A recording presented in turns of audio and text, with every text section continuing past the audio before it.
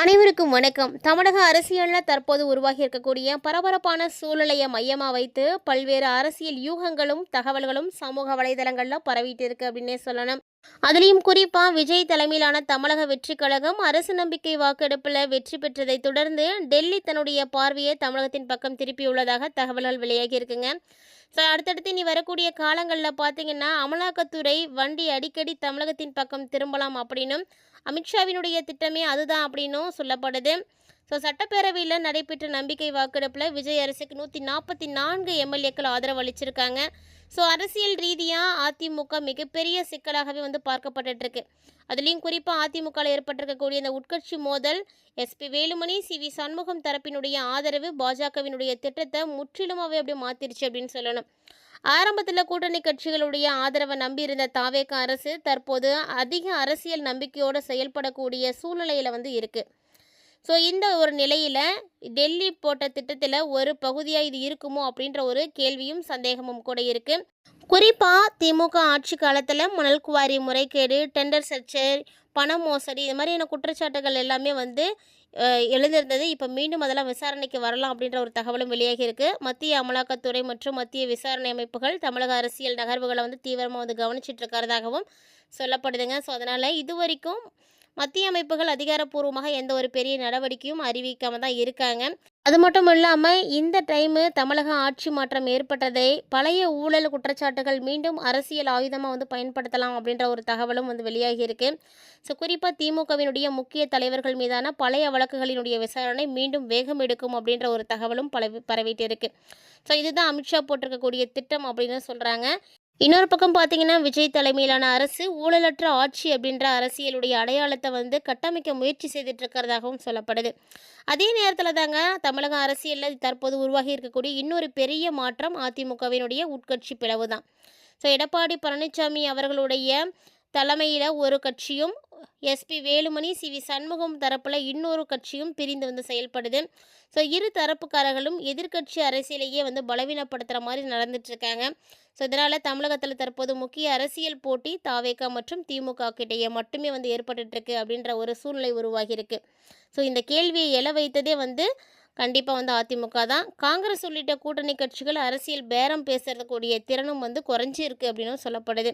ஆனால் தமிழக அரசியலுடைய சூழ்நிலைகள் மிக வேகமாக மாறக்கூடியது அப்படின்றதுனால தற்போதைய நிலைமையே இறுதி வரைக்கும் இருக்கும் அப்படின்னு சொல்ல முடியாது. மேலும் பார்த்திங்கன்னா தமிழக அரசியலை அடுத்த ஒரு சில மாதங்கள் முழுமையாக மாறுறதுக்கும் வாய்ப்புகள் இருக்குது. இதனால் டெல்லி தமிழக அரசியலில் புயலை கிளப்ப தொடங்கிருச்சா அப்படின்ற ஒரு கேள்வியும் கொஞ்சம் எழுந்திருக்கு. ஸோ இருந்தாலுமே கூட தமிழக அரசியலில் அதிமுகவில் ஏற்பட்டிருக்கக்கூடிய பிளவு தாங்க மிகப்பெரிய அளவில் எல்லாத்துக்குமே சங்கடமாக இருக்குன்னு சொல்லணும். அதிமுக மொத்தமாக 47 எம்எல்ஏக்களோட வெற்றி பெற்றது. எடப்பாடி பழனிசாமி தலைமையில் ஒரு குழுவினரும், எஸ்பி வேலுமணி தலைமையில் இன்னொரு குழுவினரும் பிரிந்து நிற்கிறாங்க. இந்த நிலையில் கட்சி தாவல் தடை சட்டத்தின்படி 25 எம்எல்ஏக்கள் பதவி நீக்கமும் செய்யப்பட்டிருக்காங்க. ஸோ இந்த டைமில் சட்டமன்ற தேர்தலில் ஏற்பட்ட தோல்விக்கு பின்னாடி தான் இந்த அதிமுக 2 அணிகளாக உடைஞ்சிருக்கு. தாவேகாவுக்கு ஆதரவு தெரிவிக்கக்கூடிய விவகாரத்தில் அதிமுக பொதுச் செயலாளர் எடப்பாடி பழனிசாமி தலைமையில் ஒரு அணியும், முன்னாள் அமைச்சர் எஸ்பி வேலுமணி அணி தலைமையில் ஒரு அணியும் செயல்படுது.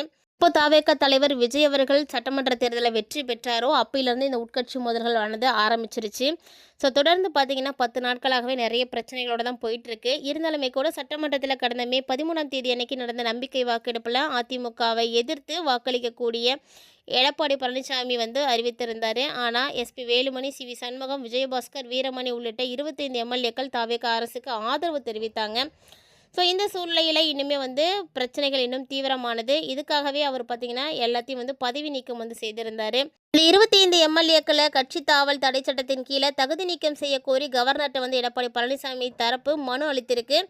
இந்த நிலையில் சென்னை அடையாறு பசுமை வழி சாலையில் இருக்கக்கூடிய இல்லத்தில் எடப்பாடி பழனிசாமி தன்னுடைய ஆதரவு எம்எல்ஏக்கள் மற்றும் புதிதாக நியமிக்கப்பட்ட மாவட்ட செயலாளரோட நேற்று ஆலோசனை நடத்தினார். ஸோ அடுத்த கட்ட சட்ட நடவடிக்கைகள் குறித்து இவங்க இதில் பேசியிருக்காங்க. ஸோ கவர்னர் அழகர் சென்னைக்கு இன்றைக்கி திரும்ப இருக்காரு. ஸோ இன்றைக்கி ஆளுநரை மீண்டும் சந்தித்து தகுதி நீக்கம் குறித்து வலியுறுத்தலாம் அப்படின்னு எடப்பாடி பழனிசாமி முடிவு செய்திருக்காரு. மேலும் பார்த்தீங்கன்னா எடப்பாடி பழனிசாமி தரப்பினர் தங்களுடைய குழுவில் இருந்து தான் சட்டசபை குழு தலைவர் கொறடா நியமிக்கப்படணும் அப்படின்னு சபாநாயகர்கிட்ட மனு அளித்திருக்காங்க. இதுவும் தொடர்ந்து வலியுறுத்திட்டு இருக்கக்கூடிய சூழ்நிலையில் சி.வி. சண்முகம் தரப்பில் தங்களுடைய குழுவினருக்கு தான் அந்த பதவி வழங்கணும் அப்படின்னு மனு அளித்திருக்காங்க. ஸோ என்ன பண்ண போகிறாங்க அப்படின்றது மிகப்பெரிய கேள்விக்குறியாக இருக்குது. அது மட்டும் இல்லாமல் சி.வி. சண்முகம், காமராஜ் மற்றும் சி. விஜயபாஸ்கர் ஆகியோர் நேற்று தலைமைச் செயலகத்தில் சபாநாயகர் ஜே.சி.டி. பிரபாகரரை வந்து சந்தித்திருக்காங்க.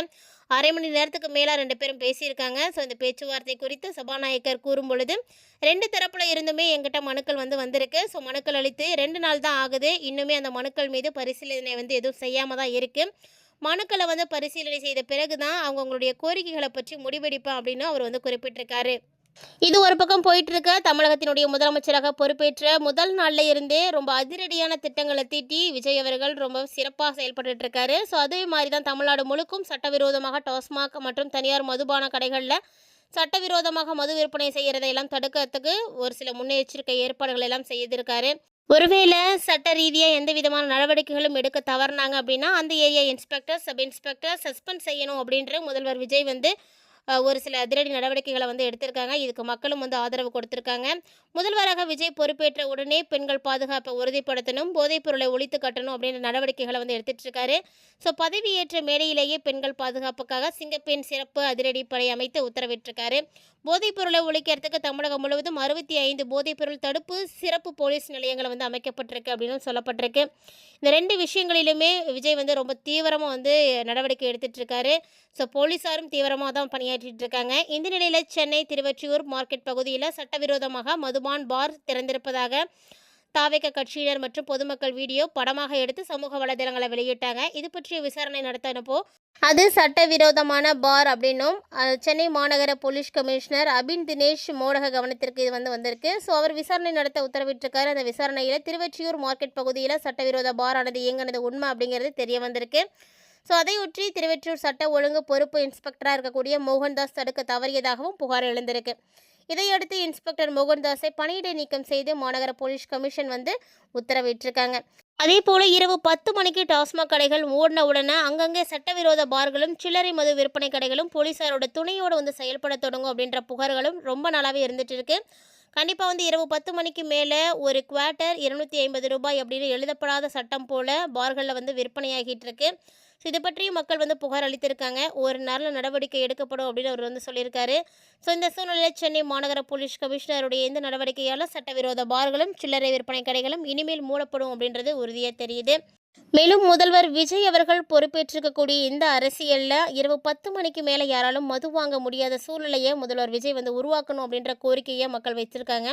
அதே போல் தமிழ்நாடு முழுவதும் சட்டவிரோதமாக டாஸ்மாக் அல்லது தனியார் மதுபான கடைகளில் சட்டவிரோதமாக மது விற்பனை செய்கிறதையும் தடுக்க தவறினாங்க அப்படின்னா கண்டிப்பாக அந்த ஏரியா இன்ஸ்பெக்டர், சப் இன்ஸ்பெக்டர் அப்படின்னு எல்லாரையும் சஸ்பெண்ட் செய்யப்படும் அப்படின்னு உத்தரவிடப்பட்டிருக்கு. ஸோ இது மிகவும் பரபரப்பை ஏற்படுத்தியிருக்குன்னே சொல்லலாம். 10 மணிக்கு மேலே டாஸ்மாக் கடைகள் இயங்காது அப்படின்னு வச்சிருக்கக்கூடிய கோரிக்கைகள் நிறைவேற்றப்படுமா? உங்களுடைய கருத்துக்களை மறக்காம கமெண்ட் பாக்ஸில் கமெண்ட் பண்ணுங்கள். இது மாதிரியான அரசியல் அப்டேட்ஸ் நீங்கள் உடனுக்குடன் பார்த்து தெரிஞ்சுக்கிறதுக்காக நம்ம சேனலை மறக்காமல் சப்ஸ்கிரைப் பண்ணிட்டு ஃபாலோ பண்ணிக்கோங்க.